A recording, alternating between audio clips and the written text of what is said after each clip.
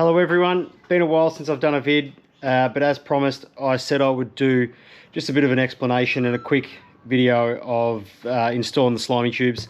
So here are the Hookem Slimey tubes, as you can see. They're going to go right there. They go through a skin fitting, which this is actually a water tank skin fitting from Bunnings.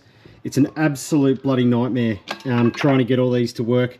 So good luck. I had to go to Road Tech Marine and Bunnings to get a combination of things that'll work. It's a 20mm fitting, 19mm hose, obviously all the barb fittings and things. Screws, I'm going to see which ones actually fit. It's only very small. I think it's 4mm, the plate. So whichever one works with the backing plate, as you can see, and doesn't foul. Obviously, whenever there's stainless going through aluminium, I use Tef-Gel. Just stops the electrolysis and slows down the corrosion. As you would have seen in one of my other videos, this is the cartridge changeover. So this takes I think the current one's 500, and this now goes to an 1100 gallons per hour, which is enough to feed the Slimey tubes and the bait tank. So I'll jump in the boat and I'll show you how it all works, but it's a bit of a nightmare. In the 730, there's not a lot of room, obviously, because the as you can see, the gap between here's less because of the elevated platform for the scuppers. But if I turn camera, you can see, so this comes out rewired. This hose here goes onto that, runs along and comes into this absolute monstrosity in here. So as you can see, even limited room again. Because this fitting's really small, I've had to put a reducer back down there. There's actually a Y piece, I don't know if you can see, there it is there. So that's the Y piece that splits it from the single feed. And then you've got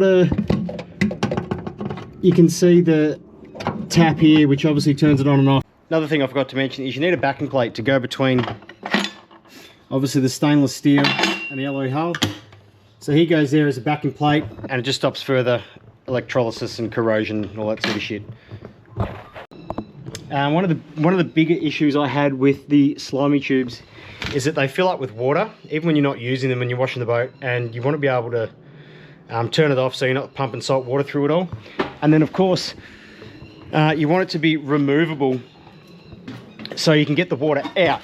So all I've done is I've created a piece. I was going to use a hose connection, but this is a bit stronger. That goes on like that, and away we go. So I'm going to try and do some creative editing here. As you can see, they mount center of the bait tank, and then your skin fitting and through hole fitting has to go through there somewhere. So we'll put that there. I won't show you all the tools, but if we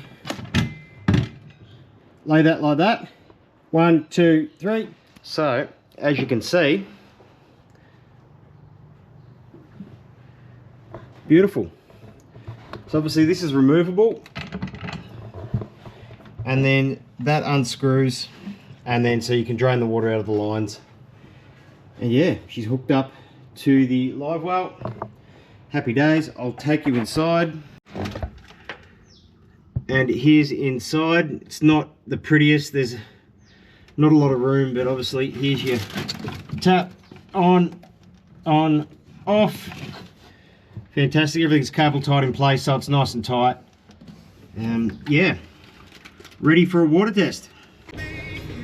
Right, hello, me and Smitty just went for an offshore barrel. Did no good, but that's a story for another day. On water test for the bait tank and Slimey tubes. Bait tank's on. Good flow, great flow. Time to our tap. Perfect. Beautiful aerated water for the Slimies. No leaks. everyone's happy. Job done.